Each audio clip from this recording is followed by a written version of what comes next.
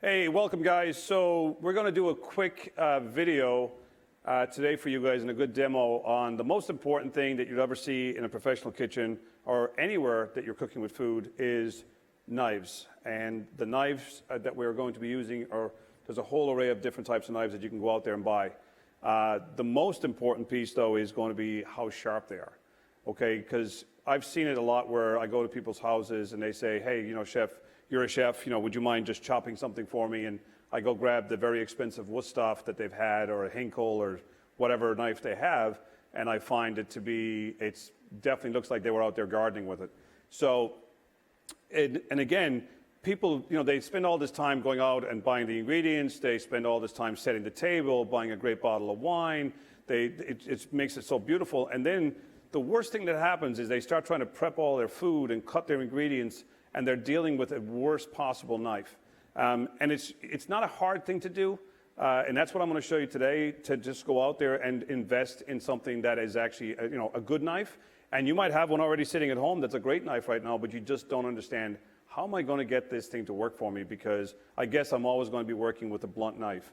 And it's common. I mean, you'll see it a lot. I mean, there's a lot of places out there, you'll go to restaurants and I'll see professional chefs even, and I'll go work alongside them and I'll realize that their knife, it won't actually even go in like this. Now, what I look for in the end for my knives is the test that you'll see a lot of Japanese master sharpeners that they'll talk about is, you should be able to just rest the knife, and again, I'm not telling you to do this at home, it's just a technique that the master knife sharpeners do. They'll rest the knife on their fingernail, and that knife, without any pressure at all, will actually make a little indentation on their fingernail. So, certainly not telling you to do that at home at all, but I just wanted to give you the understanding of how sharp you can get the knife to be. And once you work with a really sharp knife, more accidents happen from any person that I've ever met, any professional chef. It's working on a blunt knife. Okay, something that's not sharp is definitely going to be something you're adding more pressure to what you're doing, okay? And then also what you're doing is you're creating this torque, so to speak, on a vegetable. Vegetables are going to roll, something's going to happen, and the knife will actually do some damage, and that's never what you want. The other things that we'll talk a little bit about, I'll do the sharpening first, and we'll get to a little bit of knife skills right afterward, just certain ways to how to hold the knife if you're right or left-handed, and then how to hold the actual item that you're actually working on. So, what I always tell people, I'm a big fan of the Japanese knives, and I go to a place in New York City called J.B. Prince. You've heard me mention J.B. Prince on some of the other videos that we've done. And also, there's a really cool place worth visiting if you're in New York City called Corinne. And Corinne is probably the most beautiful place. They've got some amazing things in there. But as a professional chef, I mean, they've got anywhere from a samurai sword hanging on the wall to some of the most beautiful master knife blades I've ever seen. And it's great because when you go there, you can actually hold a knife. They'll tell you, like, you'll be talking to some of the people that actually work there, and they're amazing, but what works for you? And it really goes down to feel. Okay, some people like a knife with this long of a blade. Some people might say, well, I want something like this kind of a blade. Okay, some people might say, well, I want to use that, a cleaver. Okay, and some people might say, well, you know what, I'm more comfortable with a blade like this at home. Smaller blade works for me. And again, it's about what is the right knife for what you're doing. So if you're working on something like, something refined and small, certainly you would use a knife like this. Small, delicate, easy to handle. Okay, it's not going to do any damage. You wouldn't go after something like, peeling something with a French knife. And believe you me, I've seen that happen in some people's homes. They're trying to peel something with a knife this big. Only bad things will happen to you with that. So, what I always tell people, you buy the great knife. So you bring home and you say, okay, I've got my knife. This is the one I wanted. You'll definitely, when you go there to Corinne or J.B. Prince, they're going to ask you, okay, so you definitely got to use a stone. Now, if you think about buying one of these, I would tell you don't. Okay, if you're going to go to the trouble of spending the money and buying, and this knife is about $175. It's not break the bank kind of money, but it's a knife that will last you for a long, long time once you take care of it. How to store it, how to maintain it. So the other thing you want to make sure is, I'm going to need a stone, a whetstone, and this is what I would tell you: go and make sure you buy a whetstone. For the most part, for most people at home that are not professional chefs and not using their knife every single minute of the day, You only need to really buy a 1,000, you know, this is like a 400, 1,000. 1,000 for me is the workhorse. That's all you need, okay? Then when you've done with when you've actually completed basically your sharpening on the 1,000, to really get it to shine, this is not really an actual sharpening piece, it's more for shining the actual blade. And that's when you go up, and it can go anywhere, this is a 3,000, 8,000, they go up as high as 30,000, okay? And again, you know, you're looking at something that you say to yourself, well, I'm going to make sure that my knife, whatever works for me in my kitchen, and you'll fall in love with something like this because it's going to make your life so much easier, okay? And again, don't think, well, I don't really know if that blade is the right size for me. Again, work with the people in the store. It's worth the trip. You know, you see so many knives that I have in front of me here. I mean, I'll use this knife if I'm making sushi, okay, cutting, you know, beautiful piece of tuna. And for me, it's more of the respect of the ingredient. And I think that's really the key for me as a chef is like to say, how can I really show the respect of what I'm doing? So again, whetstone, 1,000, I'll show you my technique. I'm right-handed, okay, so I want to make sure that the actual part of the blade I'm working on, which I'll be working on most, is here. What we're going to do now, using the 1,000 grit stone, okay, and again, like I've said, this is the workhorse. You don't need to do anything more than that. You need to apply some water. Now, again, when you get the whetstone, it's a whetstone obviously for a reason. You want to make sure you're soaking it. You know, people say 10 hours, 5 hours, 4. It really only needs 15 minutes to be in the water, okay? What you don't want to do is keep it in the water. So, you know, you don't want to do that. As soon as you're done with the stone, take it out, dry it off, wipe it off. We'll use the stone, it's like a stone finisher or flattener, they call it, which actually just works on making sure that the stone is kept level. Okay, and then, you know, dry it off, leave it somewhere off to dry, and then store it away safely. Again, adding a little bit of water to it.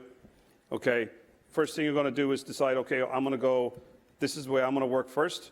I'm going to work towards me, right? So I'm going to go this way. And again, what I'm doing, and the most important piece, and it's hard, it's very difficult to explain this because it's something you have to do by feel. You have to feel, and this is the reason that your fingers are touching half on the blade and half around the stone, like your top of your fingers, right? You actually have to feel, like if I put the knife like this flat, and I put my fingers here, I can feel that the knife, obviously the blade of the beginning there is actually off of the stone. But if I tilt it, I can feel, just by tilting it, where the actual knife and the blade, where I want it, okay? And that takes a lot of experience in just working on it, okay? The good thing is, when you're working on sharpening with your knife, you're not gonna kill it. So you've got to keep working on it. It'll get there, okay? You might struggle at the beginning, but, you know, work on it. It's something that it's going to take a little bit of practice, as I said, but it's worth it. The rewards are great when you actually get this knife, and you're going to feel so much better when you actually do it on your own. So fingers are on. I'm trying to find the spot that I want. I'm bringing it towards me, okay? I take the pressure off my fingers. I put it back. I push it back down, so now I'm going down to the next part of the knife. And again, the other important thing is, right, so you're working like this, and you don't have to go fast. Go slow, right? It can be as slow as this, okay? You don't have to go fast. Go slow. Again, if you need to add more water. And they have a really cool thing that you can find online as well. I'm sure Amazon has it for a lot cheaper than you'd find it in Korean or JB Prince, but it goes right over your sink, and it mounts to your sink, and you can put the stone right on it, and that way you have the water and any of the actual grit that comes off here. You know, this is actually something you'll see, like these little parts, which are the actual parts of the actual knife coming off. You'll see, it's hard to see it there, but you'll see pieces come off. You want to leave that on there. It actually helps the whole knife sharpening piece, okay? So holding your knife, how you're holding your knife, again, making sure that you've got the blade where you want it, okay? You don't want to be going down this way because all you're doing is just rubbing the knife off the top, so you're just going to go right on the blade, applying pressure. Now, a lot of people say to me, well, how much pressure is enough? You know, I mean, and really what you have to look at, if your knife is in really, really bad shape, you know, and it needs a lot of work, first of all, you'd probably use something more like a 400, okay?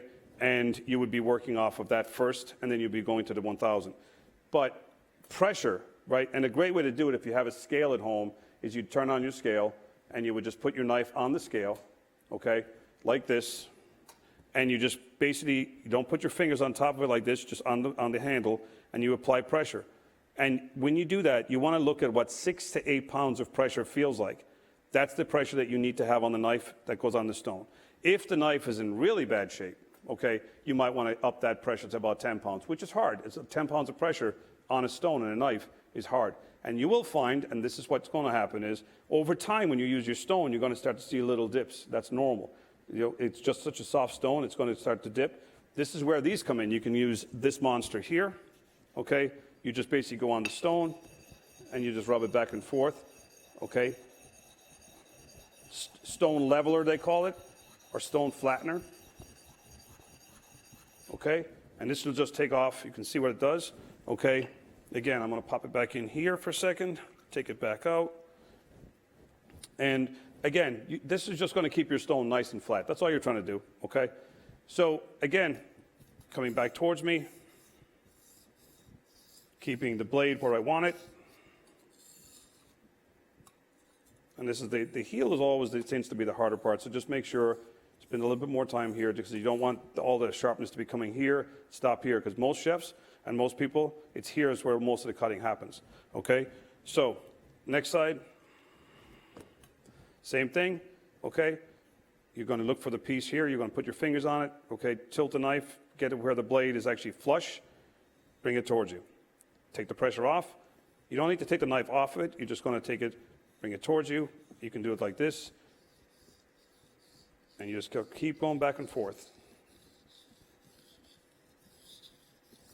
And, you know, the results of this is just going to be, once you get it to where you want it, okay, and we'll just do a quick test on this right now to see if we've accomplished, this knife was a little, it needed some repair, so now I'm just going to take a piece of paper, and you want to just go like this and see basically where you are when it comes to how sharp. Now, if you find that it rips, okay, and it's got a little bit of it, like it pulls a little bit on it, take a note of where that was. So that could have been here, it could have been up there, it could have been in the middle. Take a note of it, and that's when you go back to the stone, take the time to spend some more time on getting to that piece. That's what you do. Now, when you're done with the 1,000, you've got where you want to go. I'm happy with this sharpness right now. I go with the higher amount. I'm definitely going to be going up to the 8,000. Okay, same thing, add some water. And I'm really going to just concentrate on the top of that blade, and this really just polishes it. And just go nice and easy, back and forth.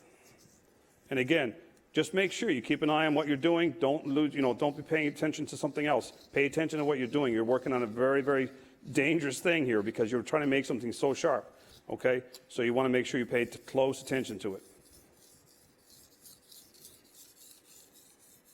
And I can tell you, as a chef, when I get my knives to where I love them, and they're actually right where I need them to be, it's great because now I look forward to doing something, to making some great things happen, like whether it's cutting an amazing piece of sushi or cutting, vegetables, as simple as a vegetable. Most people you'll see, they struggle with, I got to make it, cut a tomato. And you, again, like I said, I've gone to people's homes and I have to end up using a serrated edge carving knife from them because I can't even use the knife that they have. So when you have it like this and you go, and that's what you end up with. And you can go really, really thin. Okay? You can go as thin as that just to get where your knife is. You try to do that with a blunt knife, it's just not going to happen. The other thing, and I'll just real briefly what we'll talk about, just for people at home that work alongside, you're working, you're not as familiar with knives and you're trying to get better at it. The most important thing, and I can tell you, my wife is probably the worst person I've ever worked with in the kitchen because of the fact that she still does this hold with her index finger here, and she'll constantly be cutting like this, and that's why when I go home sometimes and I see the little Band-Aid, I know what happened. So what you want to do is you want to think about, okay, cutting something like this, and we call this a julienne cut that I'm going to do right now. If you're going to do this thing is just all over the board, as you can see, right? It doesn't want to stay where it needs to be. Even holding it the way, this is the right way to do it. Thumb is behind it. I'll just move this out of the way so we can get this close-up on it. So your thumb is behind like this, okay? And you're keeping your fingers up here like this. I like to use this finger and the knuckle right here as the guiding point for my blade, okay? So this way, the only thing that's actually touching the knife is this piece, my finger right here, my knuckle. Everything else is right behind it, nothing can happen. You go like this, you're just gonna cut a couple of pieces. We're certainly going to use these. They're not going to go anywhere. So now what you've done is you've created something that's now safe. So now we have a carrot that's not going to roll on me. It's stabilized. So now I can just go like this. And it's nice and sharp, so it's going through pretty great. So now then turn this over like this. And then we're going to do a little julienne. And that's what you end up with. Something very simple. Nice julienne cut goes great with a salad, or if you're making, some kind of a dish that's going to be like something that's going to have a lot of fun to it, like bibimbap or something like that. You can go along and say, well, here it goes. I'm going to test out my knife skills. So when your friends come over to the house, they're going to be impressed by it. And then you can say, okay, I'm just going to do, this is obviously zucchini. We're just going to go straight down the middle.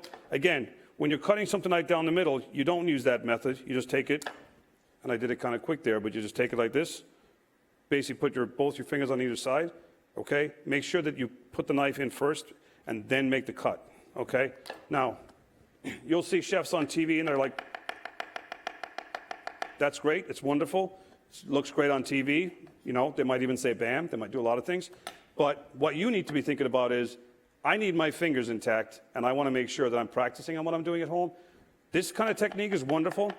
And you can say, oh, how's it going? Everybody talking in the kitchen, everybody's lovely. And all of a sudden you're going off to the bathroom hiding from your friends because you realize you just severed off a finger. So working slow, right? Take it like this. Just go nice and easy, right? Again, this method, rubbing off that finger, that knuckle, right? Okay, don't be thinking that it's like I'm getting better at it, so I can now become, because as a chef and a professional chef, there's two things that can happen to you in the kitchen that just make your night the worst night you can possibly have in a restaurant. And that is a burn right before service, because anytime now the door of the oven opens up, that burn is going to hurt, okay? That's number one. Number two, a cut finger, because you put the Band-Aid on, now you're working with a Band-Aid, a glove, all of these things. You can't understand. It's like one of the worst things in the world that can happen. And then for weeks afterwards, every time you touch salt or lemon juice or anything else, you're having a lot of fun with the pain, okay? So those are some of the techniques. Hopefully, this was informative. We're definitely going to have some more of these kind of videos. Like and subscribe what we're doing, and if you really enjoy it, and if you've got ideas that you'd like to see us do, please let us know. I appreciate that. Until the next time, we'll talk to you guys soon.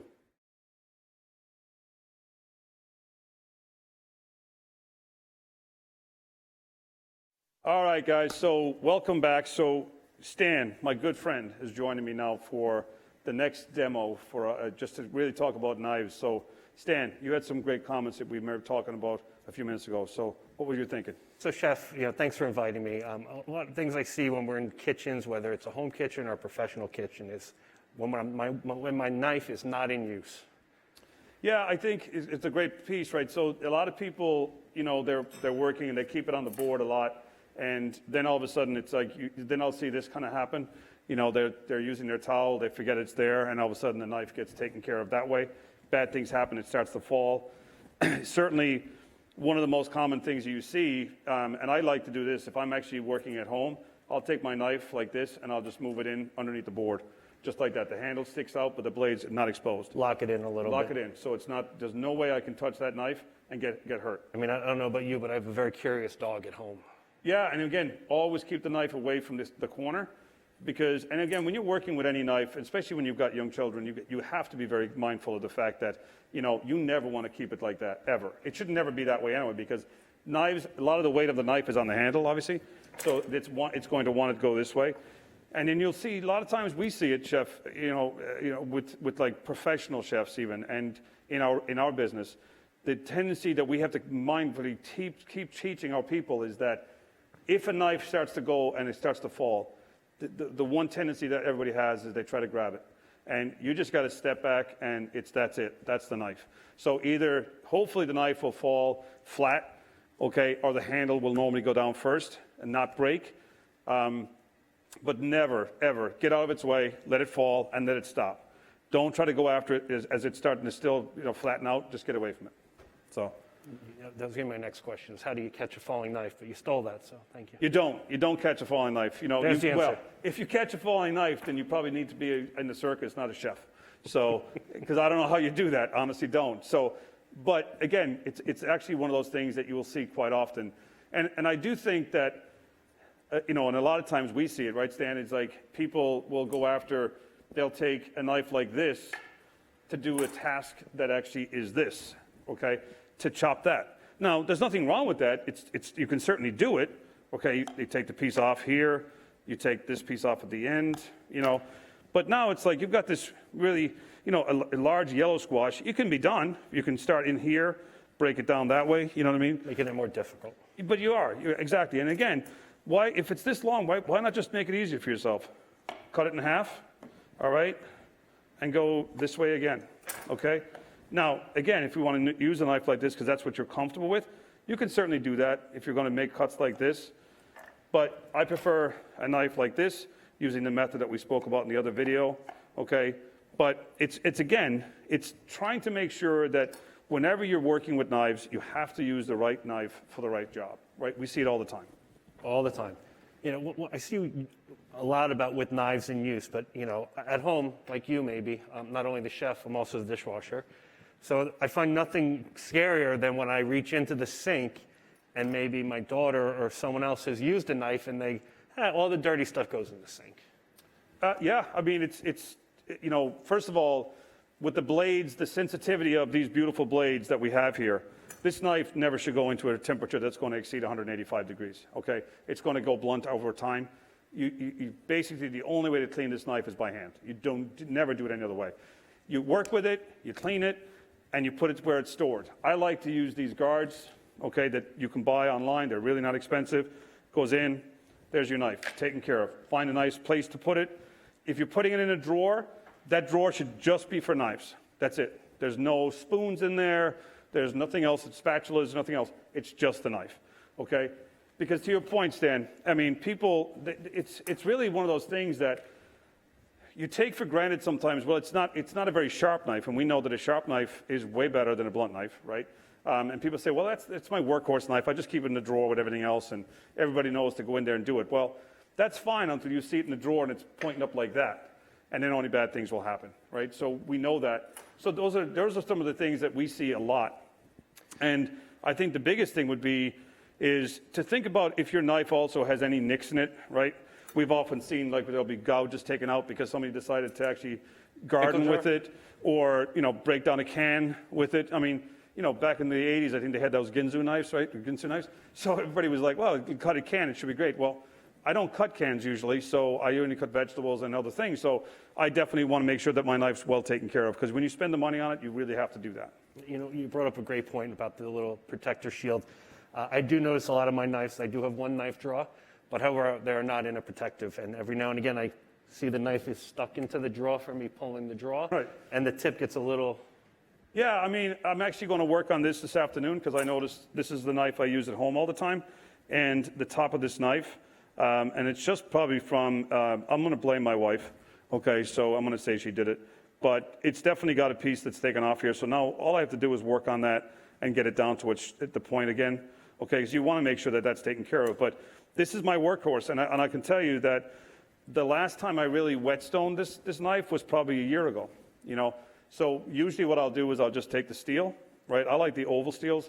We have one here, it's round as well. And there's nothing wrong with this, but there's more, you actually cover up more of the knife with this than you would with this one. Right, and I always say, work away from yourself, okay? And sometimes you'll find that just using a little steel like that is really, all you need is, okay? Let me make sure I'm demonstrating the right knife. And that's it. So again, the tomato's a great one, right? Isn't that the best one, really? Because it seems to be the one that you'll see people struggling with the most. You go to their house and you can't even cut a tomato with it. So working off of steel is another great way to do it for sure. And I think, and I guess, Stan, there's so many knives that we have here in front of us. And I have a bag, my whole knife kit that I carry around with me. And there's a use for everything, right? I use this is more of a chopping cleaver, I would call it. This was gifted to me. It's a nice French knife. Not a really big fan of it. It's a nice gift. I'll probably re-gift it to you for Christmas. I hope they're not watching. But this one says Super Chef on it, so I'll get that taken care of for you. But there's some beautiful knives. Natalie brought in some really nice knives from home. We're going to sharpen these up for her today. And again, this is a beautiful knife that one of my favorites. But I certainly wouldn't be chopping vegetables. That's something I would be making sushi or cutting some tuna with that. And again, I like this knife, and it's got those little grooves here. And I find, people ask me what's that for.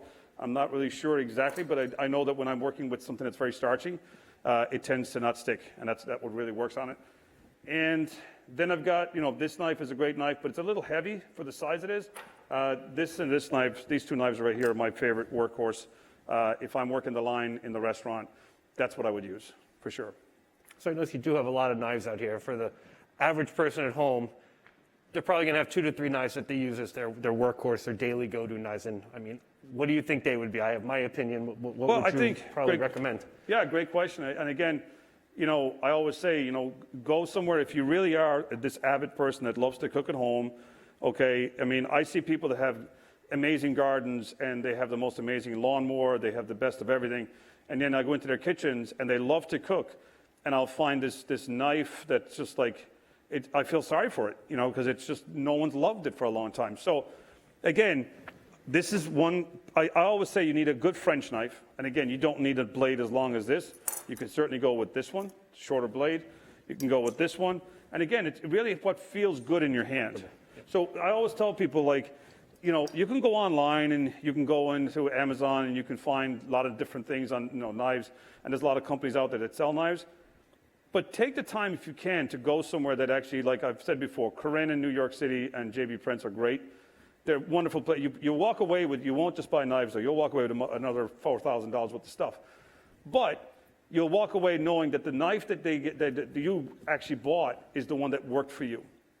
And what is really cool about Corinne, especially, when you go in there, excuse me, Sam, when you pass me that paper, when you go in, they'll come out and say to you, they're such a respect thing. They'll hand you the knife just like this, and it's just an amazing feeling. And then they'd say, okay, thank you for purchasing the knife.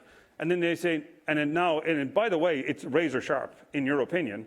Then they'll say, we will take your knife now and sharpen it. And I'm like, you kidding me right now? That thing is sharper than I've ever seen.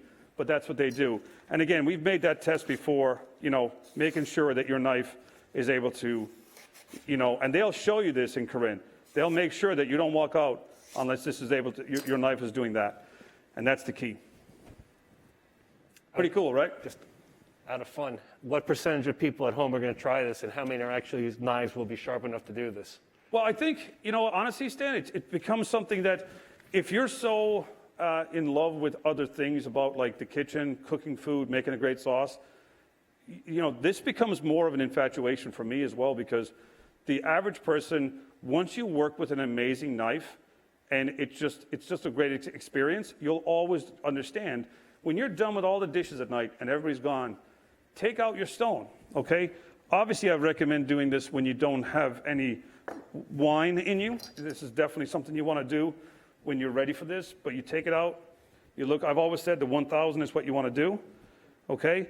And just take your knife, do it nice and relaxing, put on some nice music, whatever you like to listen to, nice and relaxing, and just say, hey, I'm just going to stay here.